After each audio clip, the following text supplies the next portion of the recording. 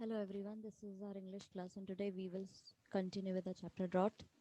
He was suddenly shaken out of his listlessness by the shriek of a girl. वो अचानक ही एकदम चौंक उठता है एकदम उसकी जो बेटी है उसकी चीख पुकार सुन करके she was prostrate on the ground. वो लेट जाती है ग्राउंड पे.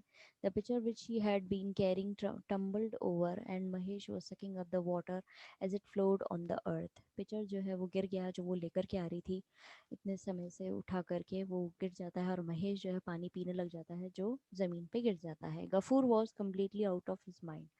गफूर अपना मानसिक संतुलन खो बैठता है. उस समय उसको बहुत गुस्सा आ जाता है. Without waiting another moment he sees his flow head he had left yesterday for repair and with both hands struck it violently on the bent head of the Mahesh. बिना वेट किए एक भी क्षण वो उठता है और अपना प्लो हेड निकालता है जिससे फसलें काटी जाती हैं. वो औजार निकालता है जिसने पिछली ही दिन लास्ट यस्टरडे ही उसने वो ठीक किया था.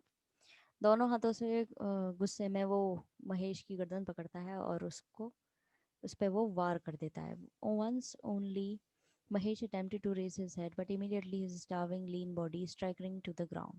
सिर्फ एक ही बार जो बुल है यानी कि महेश जो है वो कोशिश करता है अपने सर को उठाने की, लेकिन उसकी भूख के कारण और पतली बॉडी के कारण वो वापस धराशायी हो जाता है ग्राउंड पे. A few drops of blood roll down from his years.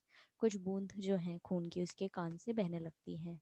His whole body shook once और twice and then stretching the fore and his in legs as far as they would reach. उसकी पूरी body हिलती है एक से दो बार और उसकी पूरी बॉडी नीचे धराशायी हो जाती है. पीछे के पैर चौड़े हो जाते हैं जितनी दूर तक जा सकते हैं. Mahesh fail dead. वो मर जाता है. What have you done, father? Our Mahesh is dead. Amina burst out weeping. अब उसकी बेटी जो है वो बोल रही है पिताजी आपने क्या किया, हमारा महेश मर गया, और वो रोने लगती है. Gafoor did not move nor answer her. Gafoor ना तो हिलता है ना ही वो कोई जवाब देता है उसको. He remained staring without blinking at a pair of motionless beady black eyes. वो वहीं बैठा रहता है, खड़ा रहता है आई मीन, और घूरता रहता है. वो जो मोती जैसी काली काली आंखें हैं, जो मोशनलेस बॉडी है, मोशनलेस आंखें हैं महेश की, उसको वो देखता रहता है. Before 2 hours were out the tenants living in the end of the village came crowding in and carried off Mahesh on a bamboo pole. 2 घंटे के अंतर ही टेनर्स जो चमड़ी निकालते हैं जानवरों की, वो विलेज के गांव के एंड में रहते थे, वो आते हैं इकट्ठे होकर के महेश को बैम्बू पोल पे बांध के ले जाते हैं. Shuddering at the sight of the shining knives in their hands, Gafur closed his eyes but did not speak. अब वो नज़र देखता है कि उनके चमकते हुए जो चक्कू है उनके हाथों में, उसकी चमक देख करके वो गफूर जो अपनी आंखें बंद कर लेता है और कुछ नहीं कहता. The neighbours informed him that the landlord has sent for Tarkaratna to ask for advice. Neighbours पड़ोसी उसे इन्फॉर्म करते हैं कि ज़मींदार ने तरक रत्ना को भेजा है, बुलाया है एडवाइस लेने के लिए. हाउ वुड गफूर पे for the penance which the killing of a sacred animal demanded. अब किस चीज़ के लिए एडवाइस मांगी है कि गफूर ने जो एक पवित्र जानवर की हत्या करी है उसके लिए उसका पनिशमेंट क्या होना चाहिए, इसके लिए लैंडलॉर्ड ने बुलाया. अब आप देखिए कि पहले तो वो जानवर को वो पाल नहीं पा रहा था गफूर. उसको बोला जा रहा था कि इसको बेच दो, या इसको बेचने का मतलब यही था कि उसकी स्किन होती. अब जब उसने खुद से मार दिया है उस जानवर को, तब भी उसी पर ये लैंडलॉर्ड यानी ज़मींदार जो है इस तरह का वो कर रहा है कि अब इससे पनिशमेंट के तौर पे कैसे ये पे करेगा, इससे पैसे लोग इसने इस आदमी को, इस जानवर को कैसे मार दिया.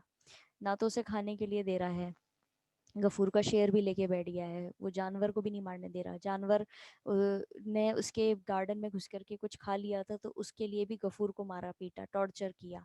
और अब गफूर ने अपने जानवर को मार दिया है तो उस पर ही आरोप लगा करके उससे और पैसे हटना चाह रहा है. तो ये बहुत ही यहाँ पे वो दिखाई है कि किस तरह के लोग इस स्टोरी में हैं. Gafur made no reply to these remarks but remained squatting with his chin resting on his knees. Ghafoor जब ये चीज़ें सुनता है तो वो कोई प्रतिक्रिया नहीं देता. वो उकड़ू बैठा रहता है अपनी चिन को अपने घुटनों पर रख के. Amina dear come let's go said Ghafoor rousing his daughter at the dead of the night. Amina जो वो आवाज़ लगाता है अपनी बेटी को, अमीना चलो चलें, और वो उठता है अपनी बेटी को ले जाता है जो उस रात की उससे सहमी हुई है. She had fallen asleep in the yard where father she आज रबिंग हर आइज। वो यार्ड में ही सो गई थी और उसको उठा रहे हैं उसके पिताजी और वो पूछ रही कि कहाँ जाना है पिताजी, अपनी आंखें मलते हुए। To work at the jute mill at Phulbere said the father. बोले कि जूट मिल जो है वहाँ फिलबेरे में, वहाँ काम करने चलना है। The girl looked at him incredulously. Through all his misery, he had declined to go to Fulbere. अब वो उसकी तरफ आश्चर्यचकित होकर के देखती है और वो ये इस चीज़ को समझ नहीं पाती कि वो इतने समय से वहाँ पे काम करने के लिए मना कर रहे थे, अब वहाँ जाने के लिए कैसे तैयार हो गए। No religion, no respect, no privacy for home folk there, she had often heard him say. अब कई बार वो कहते हुए सुनती थी वहाँ ना कोई धर्म है, ना कोई रिस्पेक्ट है, ना कोई प्रिवेसी है औरतों के लिए। Hurry up my child, we have a long way to go, said Ghafoor. और वो बोल रहे हैं अपनी बेटी को कि जल्दी करो बेटा, हमें बहुत दूरी तक जाना है। Amina was going to collect the drink bowl and her father's breastplate. Leave them alone, alone, darling. They will pay for the penance for Mahesh, said Kafoor. अब अमीना को वो कलेक्ट करने जा रही थी जिसमें पानी पीते थे बोल में और जिसमें ब्रास प्लेट में खाते थे अपने पिताजी की। तो उसके पिताजी बोलते हैं बेटा ये सब यहीं छोड़ दो और ये शायद महेश को जो हमने मारा है उसका पनिशमेंट के तौर पे पे कर देंगे इस चीज़ को। कपूर कहते हैं in the end of the night Ghafoor set out holding his daughter by the hand. रात में ही वो निकल जाते अपनी बेटी का हाथ पकड़ के। He had nobody to call his own in the village. कहने के लिए अपना कोई भी नहीं था उनका विलेज में। ही हैड नथिंग टू से टू एनीबडी, ना ही किसी से कुछ कहना था। Crossing the yard, when he reached the acacia, he stopped stock still and burst out crying loudly. Allah, he said, and raising his voice towards the black stars spangled sky, punish me as much as you like. Mahesh died with the thirst on his lips. Nobody left the tiniest bit of land for him to feed on. Pray never forgive those their guilt who never let him eat the grass nor drink the water you have given. अब जब ये रात में निकल गए हैं, ना ही कहने के लिए कुछ है, तो ये रुकते हैं किनारे पर और फिर उसके बाद में ये चिल्लाता है अल्लाह, जितनी तेज अपने हाथ उठा करके स्काई की तरफ, अपना फेस उठा करके स्काई की तरफ, काले स्काई की तरफ, और बोलता है कि जितना पनिशमेंट देना है मुझे दे दो। मैंने महेश को मारा है और उसके होठों पर प्यास थी, एक भी चीज़, एक छोटा सा लैंड का टुकड़ा भी नहीं बचा जिसपे वो खा सके।